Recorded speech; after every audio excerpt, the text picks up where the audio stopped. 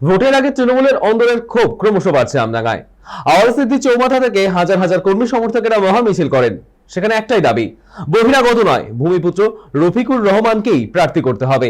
এই ঘটনা যে দীর্ঘক্ষণ বন্ধ হয়ে যায় যান চলাচল, তবে বিক্ষোভকারীদের স্পষ্ট হুঁশিয়ারি, রফিকুরকে প্রার্থী না করলে নির্বাচনী লড়াই থেকে সরে দাঁড়াবেন তারা। এমন ঘটনার ফলে উত্তপ্ত আমডাঙ্গার রাজনৈতিক সমীকরণ।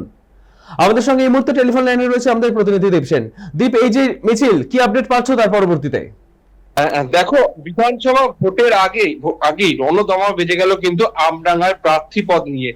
আমডাঙ্গায় কিন্তু পীরজাদা কাসেম সিদ্দিকীকে প্রার্থী করেছে তৃণমূল কংগ্রেস, কিন্তু গতবারে যিনি বিদায়ী বিধায়ক রয়েছেন রফিকুর রহমান, তাকে কেন প্রার্থী করা হলো না, এই নিয়ে কিন্তু দীর্ঘ কয়েকদিন ধরে কিন্তু আমডাঙ্গায় একাধিক মিছিল, রোড অবরোধ এটা কিন্তু চলছিল। কিন্তু গতকাল যেটা হয়েছে, গতকাল কিন্তু আমডাঙ্গা যে আওয়ালসিদ্ধি মোড় থেকে কিন্তু কয়েক হাজার তৃণমূল কর্মীরা তারা কিন্তু মিছিল করে আমডাঙ্গার বিভিন্ন জায়গা তারা ঘোরে, এবং তার জেরে কিন্তু যান চলাচল ব্যাহত হয় গোটা রাস্তায়। এবং এই ঘটনার পর থেকে, এই মিছিল থেকে কিন্তু তারা, যারা তৃণমূল কর্মী রয়েছে তারা কিন্তু বলেন, যদি তাদের পছন্দের যে রফিকুর রহমান, তাকে যদি প্রার্থী না করা হয়, এই কেন্দ্রে কিন্তু তারা কিন্তু কোন রকম ভাবে লড়াইয়ে থাকবে না তৃণমূল কর্মীরা। তারা কিন্তু সবাইটাই জানে যে আমডাঙ্গা কিন্তু তৃণমূলের একটি শক্ত ঘাঁটি। সেক্ষেত্রে যদি তৃণমূলের যারা বুথ লেভেল কর্মী রয়েছে তারা যদি লড়াইয়ে না থাকে, সেক্ষেত্রে কিন্তু তৃণমূলের একটি বড় ক্ষতি হতে চলেছে আমডাঙ্গায়, এমনটাই কিন্তু রাজনৈতিক মহল ভাবনা চিন্তা করছে। কিন্তু আরো একটা কথা বলে রাখি, তারা সেই মিছিল থেকে বলেন যে রফিকুর রহমান কিন্তু তাদের এক ডাকে তাদের পাশে পান রফিকুর বাবুকে, কারণ দীর্ঘদিন ধরে রফিকুর বাবু আমডাঙ্গার বাসিন্দা। এবং যে পীরজাদা যে সিদ্দিকী দাঁড়িয়েছেন, তিনি কিন্তু বাইরে থেকে আসছেন, তাকে কিন্তু কতটা তারা পাশে পাবে সেটা নিয়েও কিন্তু তারা সংশয় জানিয়েছেন। এবং তারা কিন্তু এই উচ্চতর নেতৃত্বের কাছে এই কথা পৌঁছে দেওয়ার জন্য দীর্ঘদিন ধরে আন্দোলন করে আসছেন, এই যে রফিকুর রহমানকে প্রার্থী করতে হবে আমডাঙ্গায়, না হলে যারা বুথ লেভেল কর্মী রয়েছে তারা কিন্তু ভোটে নামবেন না। সেক্ষেত্রে কিন্তু আমডাঙ্গার রাজনীতিতে একটা বড় উত্তাল হতে চলেছে এই কয়েকটা দিনের মধ্যে। এবার দেখার যে তৃণমূল এই যে আসনটি রয়েছে আমডাঙ্গা, সেখানে কোনো প্রার্থীবল বদল করে কিনা। সৈকত, ধন্যবাদ দীপ।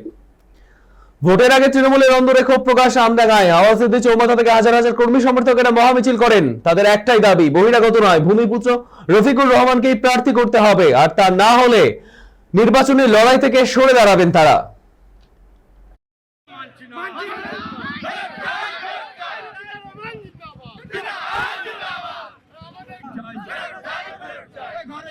আমরা চাইছি আমাদের ঘরের ছেলেকে ফের আমডাঙ্গায় টিকিট দিতে হবে, কারণ যাকে টিকিট দিয়েছে সে যা ভাষা প্রয়োগ করে রেখেছে, আমাদের মুসলিম সমাজকে এত ছোট করে দিয়েছে, আমাদের মুসলিম সমাজে ওকে ভোট দিতে চাইবে না।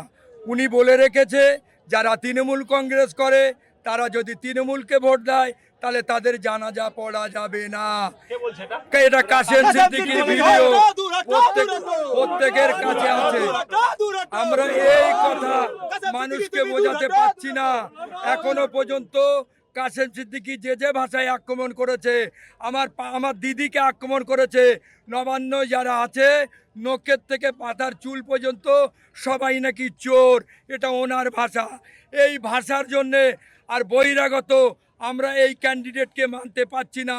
তৃণমূল কংগ্রেসের পক্ষে আমরা মমতা বন্দ্যোপাধ্যায়, অভিষেক বন্দ্যোপাধ্যায়, যত নেতৃত্ব আছে তাদের কাছে আমাদের একান্ত অনুরোধ, এই ক্যান্ডিডেটকে আমাদের ফেরত দিয়ে ঘরের ছেলেকে ফেরত দিতে হবে।